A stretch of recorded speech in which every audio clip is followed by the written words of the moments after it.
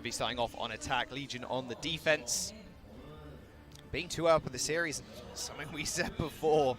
Legion need to enact their practice. They've been boot camping for a month here. They're not out of the competition, of course, just yet. You have to lose 2 games in the group stage in order to get knocked out. And, you know, if you're down 1, as long as that mental doesn't carry over, you can refresh and reset for the next series. It's going to be okay. It's all about keeping the momentum and just making sure you can have a clear head coming into the games. Looks like we are seeing Gladiators with a kind of similar defense on Paris. We do see a little bit more Bastion here because of the elevated platform, but just Doomfist Reaper for the start. And we are seeing Java right now hover on that Mei, and like you said, Jules, the mentality is super important, and right now we have had a little bit of a longer break for our teams to talk to their coaches. Chu and Maid coming in to give their respective teams some pep talks, try and figure out what is going wrong for Gladiators Legion and how Team Envy can solidify their lead right here. Gladiators Legion could have an entirely different approach if the examination of Team Envy by Maid and Co has been successful. Numlock's going to roll out from the scout, go back to the Orisa as one could expect, and we are going to see once again that mirrored match here. And Gladiators Legion, I really want to see how aggressive they're going to be, or if they're going to be passive, wait for Team Envy to make a mistake, but maybe make a bigger rotation. Rather unconventional rollout, by the way. Numlock running out on the ball. Normally you do see a Tracer with a teleport from a Symmetra or Sombra, but it seems like it'd take a little bit longer time. But Sharp trying to find an angle onto the fight. Fighting on the stairs is always a good thing for the Reaper. You can kind of duck behind and receive heals. You can't really worry about a Doomfist punch, of course. Let's go fairly low. Let's just go back to the rest of his team as they do take this handbag shot. But Sharp is going to teleport onto the point and force a rotation here from Legion. Yeah, and as they come in to try and pressure him out, Jules, they're going to be subjected to those Hellfire shotguns. It's very dangerous, but just deal with the other fight. Yeah, you might as well. I mean, hey, you're on point, you're pressure, and that's fine by me. You're going to have to retreat to the rest of your team at some point. We're going to clean them on up. No ticks were even acquired there, so Sharp teleported on point and then rotated really back to his team, it felt like. I don't think he's holding for now.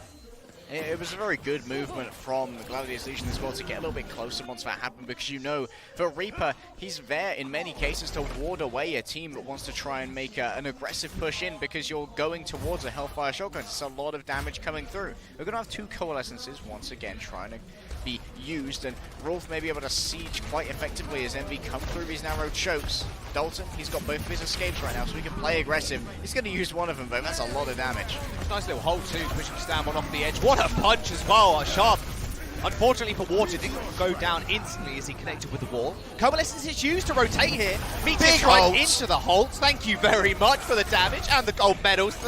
Water taking out 1, should be the rest. There we go, all resetting at the back of the point. I think that's the best thing about Paris, to be honest, just being able to reset off the edge at the back of the point. 1 minute and 50 seconds now down. Team Envy struggling to break this first hold. Now they are. They need to try and make a different rotation in, potentially go over to the left, but right now they seem to favor the right-hand side slightly. Gladiators Legion, they've got loads of ultimates for the next one. We've got both of their tank rockets, so well ahead of Numlocked in this particular case. If they all come together and they get halted in, up they go. These holds have been so good from stand 1. Emil is going to get a nice little flux off, but the problem is they're not really at an angle to actually capitalize on it, so no damage really came about, and it all got healed up. Extra ult charge for Envy for their supports. Very aggressive once again from Water. Another hold in, Happy Cool. Trying to use that grass, sort a lot of that damage coming through. Flux coming out, as well as that Meteor Strike, but that's actually waylaid by the shield there.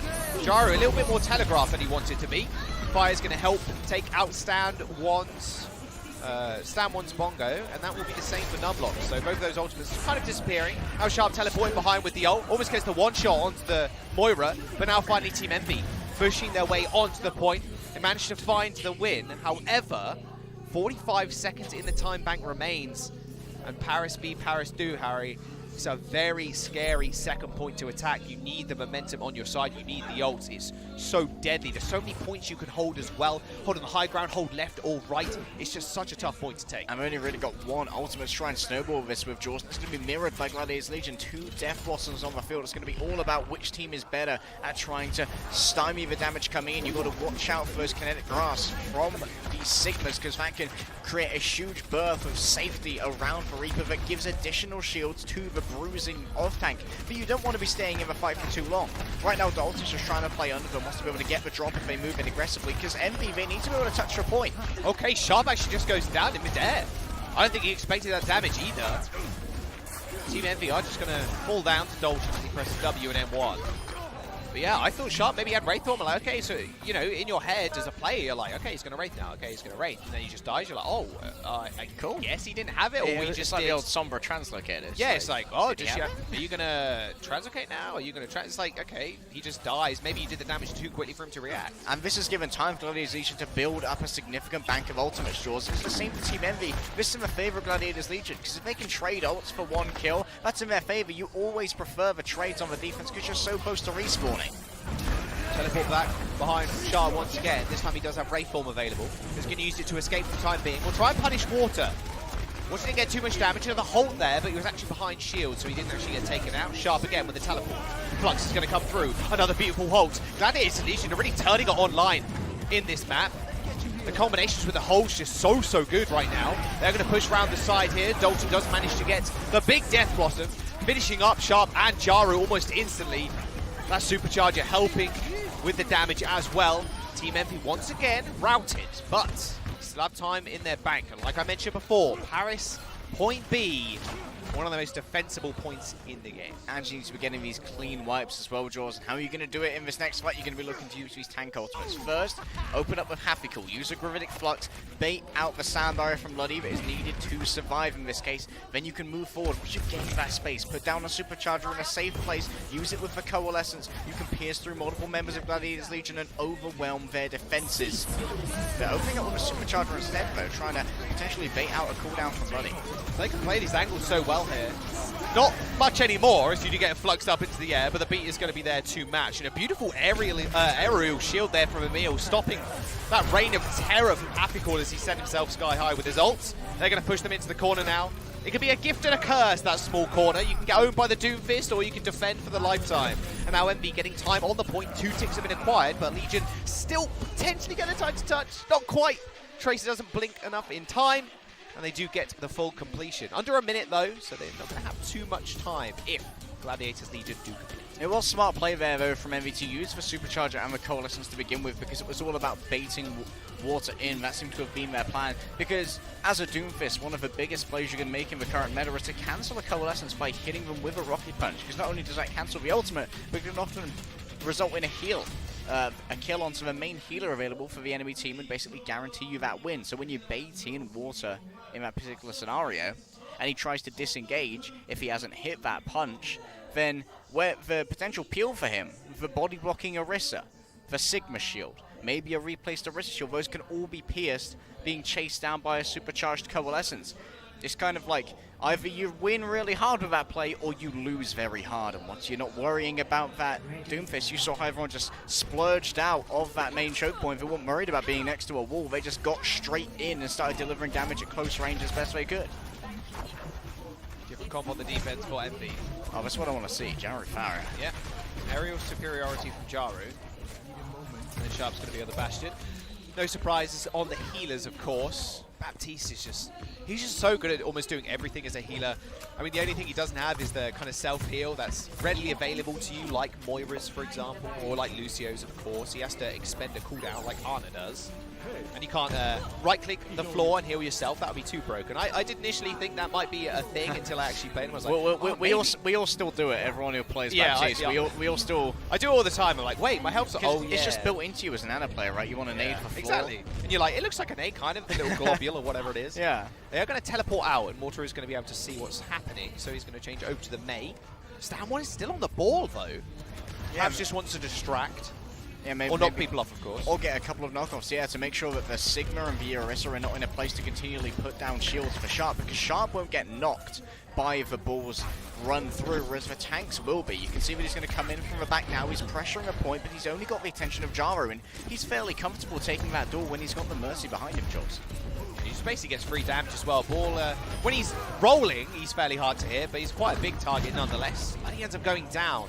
Nice Holt into a couple of spheres into his dome, and he ends up going down. And Stan1 still doing what Bastion does best: sit there, hold left click, and then mow people down. The problem is here, if you don't get Stan1 off of this point, off of this high ground here, like, it's very hard to actually cap the points. The Pharah can boom you away, of course, and you can just control so much ground. And even the people that die and try and re-come back to their team, you have to deal with the Bastion as well. No, you do just so much damage, and shields don't always help you versus the Bastion, especially if there's amplification matrix ready to go.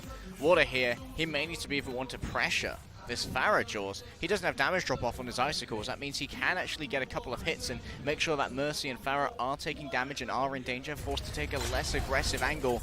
Stan1, once again, going to be trying to roll in from the back. The question is, will the rest of Gladiators Legion be able to take advantage of the mental space he's creating? He's actually been stunned. Happy-cool with a beautiful accretion. He got a damage boost too. That's great, sort of like splitting of attention from Fire. He doesn't need to be babysitting Jaru right now, so he can just make sure that they can get the assassination onto Stan1. I don't know what Gladiators Legion really want to achieve with this Wrecking Ball, but he isn't going for knockoffs on the Team Envy tanks. Is it just about trying to force him to move? Ice Wall is going to come up. Jaru still has that barrage. Point is being pressured here. I can imagine by Stan1. There we go, the ball on the point. No ticks have been acquired just yet. It was very close. He's going to try and touch it again to make sure that time doesn't deplete, but you can see it kind of disappearing there. The small light green bar disappearing as Stan1 tries to go back onto the point again. Envy have so many ults though, Harry. Look at this. Numlock's the only one furthest away. Dalton on the sidelines trying to get a teleport and a flank. But he doesn't really have an ult to work with. He's going to have to rely on his initial damage from his shotgun. He's actually going to save the teleport as well. Just go in manually. There goes the barrage. That's brutal. Oh, the Coalescence though is going to do a lot of work. Oh, but the window does a little bit more. That's a lot of damage. Stan1 up on the high ground as well. There's no way you're going to be able to kill Jaru for the second time. He's going to get resurrected. And now Legion struggling right now to break what again? I mean, to be fair, Paris, pretty hard map to attack.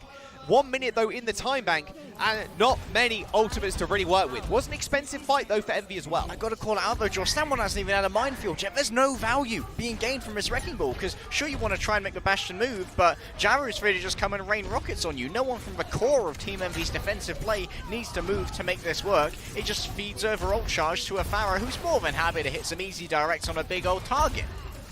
Those overshields, luckily enough, don't grant ult charge, so he's a little bit thankful for that. Another rotation from Sharp, getting up onto high ground once again. No window available, but he still does a whole bunch of damage. Even with the tank form up, he's going to be able to... It could be a good rush knock around. here. I mean, you can give up ticks here at this point too. It doesn't really matter that much as long as you gain control, as OT is going to be in session rather soon. Yeah, Stan1 currently deciding what he wants to do. There's a tank form, and we're almost into overtime. Water gets booped into the edge now, and that's going to be it really for him. He's going to have to come back on a Tracer or something to get back to the point in time. Sharp takes another kill. Luddy is going to go down, and now he can just set up. He's basically immune. No one can kill him. There's going to be a damage boost from the Mercy and the Supercharger as well. OT is here. Sharp is more than safe. The tracking going to be good. OT is going to tick down. Rolf at least kills 5. And Water actually coming back with another kill. He jumps over to the Doomfist and they take out both healers. Sharp has got no defenses left. Water comes back and saves the day. OT was initiated, but Team Envy lose the defense. Legion are going to have 3 extra minutes now to attack second. And when you talk about individual skill and plays, this is why Water's name comes up. He has that clutch potential. Luddy's had to go back. He needs to collect Stan1, who's staying on the Wrecking Ball for some reason. I'm not really sure why. Right now, Jaws, he's doing less than 2k damage per 10 minutes. He's all about distraction, but I don't know how much value he's getting out of that. He's feeding Jaru so hard, and it's forcing Dalton and Water to try and get incredibly aggressive to make up for it. I feel this is a misguided attempt from Gladiators Legion, but maybe it can work out. If they can do it in the next minute, they'll actually have a greater time bank. But Jaru, he can easily get a lot of value. Everybody gets lifted up into the sky. However, look at that. Immortality field comes down, but the problem is that actually charging the Bastion? Luckily not for Gladiators Legion. Jaru gets rocked out of the sky. The Bastion's dead, and their main damage source now falling. All they have to do is deal with the Pharah. Crimzo takes out Stan1 in the back as Happy fights for control on the point. But Emil is more than safe up in the sky with the help, apart from when the heals die. Okay, not so safe anymore. Couldn't quite reach him, did Rolf. I think he was actually out of juice at that point. He had Coalescence, but it was right at the very end. Sharp back on the Tracer. I know he wants to stick on it, but he switches over to the Bastion yet again. A very expensive attack for Gladiators Legion, not just in ults, Harry, but in time. Half their time bank has disappeared, and they're going to have to set up once again. They got 1 minute and 30 left. And Stand1 here, he's had to move back over to Orisa, wants that shield to try and deal with Sharp on this Bastion, but he's going to be able to break that down so quickly. Jaws, when Crimzo puts out this amplification matrix, the Arisha will actually die in a single second of concentrated fire from that Bastion. It's going to be very hard to defend themselves. They've used the Ice Wall already. That's got no value, Jaws. What is this Ice Wall? Okay, it's not the best Ice Wall in the world. Amplification Matrix ready to go from Crimzo as well. Water finds the first kill. Jaro going down. Now everybody's rushing on the Bastion. You have to kill him ASAP, but no Sharp. Just left clicking Stan. One gets destroyed. And Gladiators Legion once again lose this push. They've got one more attempt to keep themselves in this series, and they'll still have to go to additional rounds here as well. Envy need to win this one fight. They win the series 3-0 as they move later on in the day. Yeah, we're moving through the upper bracket. Josh trying to go for that first seed in the enviable position of going up against Runaway in the first round of our playoffs. But first, they need to get there. Happy Cool and Numlocked, they're going to be the mainstay of this defense. Sharp has abandoned the Bastion, gone back over to the Reaper. Old Reliable right here. Gladiators Legion, they have a Blizzard. This is a huge playmaking ultimate. They need to force Team Envy to come down onto the point so that they can make sure everyone's frozen there. And there's the rotation. Now they can halt. Now they can use the Blizzard. It's been eaten! 1-2, but it gets eaten. Water's Blizzard, the only tool that they had. Gladiators Legion now have to fight with their bare hands. The beautiful nade from Crimzo as well, and now the tanks are in trouble. Stan 1 just trying to get this ult online. It will be the only ult really available for them. Another nade, just take a meal out and it's going to be over. Jaru comes up big with a punch onto Luddy, and that is going to be it. Team Envy wiping the floor with Legion. They take the series 3-0. And this has been a consistent motif. Water, he was very aggressive with his May Blizzards and Happy Cool Jaws. He's returned to the Apex Stadium. When he came here with Fnatic in his group of 4, they only beat Flash Lux. Flutter's former team where the Flutter deadlift was originated because the rest of the team just really weren't all that, Jaws. And Fnatic, they came out a little bit embarrassed as a Western team. Flummoxed by many of the Korean contenders who were there, but this time Happy Cool has come back, he's serious, he's making the plays, he's doing a great Sigma, and he's also so well taking account of the win conditions of the enemy. Okay, they got a Blizzard, that's all they need to win, I just got to manage to eat that. They all got lifted up in the sky as well, and that's almost the perfect opportunity, and I think that's exactly what he thought too. It's like, well, he's definitely going to Blizzard now. Activate that grass, get sucked straight up into the black hole, and that was it. 3-0 to start off the day for Envy. And they did tell us they don't really feel any pressure from previous Envy success in Apex, and it's definitely showing. Sharp, a monster online and offline, but just steps up a gear on LAN as well. His Bastion, although obviously well protected and well supported, he was just tearing through Gladiators Legion. And it seemed like Gladiators Legion just had a little bit of trouble dealing with that.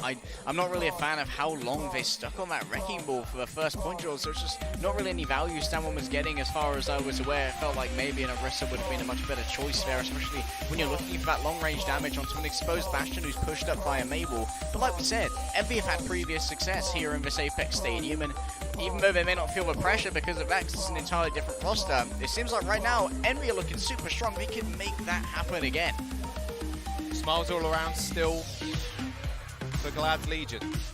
They've still got a chance today, of course. They don't want to go down a 2-game series, because that does mean they are going to get eliminated. But Envy can hold their heads high. And we will be seeing them in our third match. Also be going up against the loser of the second, which is coming right at you, of course, with Jaws and Pixie. It'll be Gen.G versus LGE Huya, representing the Korean and Chinese regions respectively. And LGE Huya are a little bit of a question mark right now. Gen.G, everybody has said that they are the team to beat in the groups, and the scariest group being B as well. I don't look forward to it if I was LGE Huya, but they might have some secret strats up their sleeve. We'll have to wait and see, of course. Gen.G have always been so forbidden. So much veterancy on the roster. Players have been around for a long time, in and out of OWL, and in this meta too, that relies a lot on that coordination, a lot of that synergy too, of Holtz, of course, and the Doomfist punches. Flux is just almost everything, right? Requires some sort of combo to find this insta-kill. It can be a very, very scary concept to go up against Gen.G. Yeah, the communication definitely today has been shown so well on Team Envy as well. You can see how long these different cores have been playing together. We've had the tank core of Lumlocked and Hafigal. They have the synergy, they've had it for a long time. The same for Crimzo and Fire.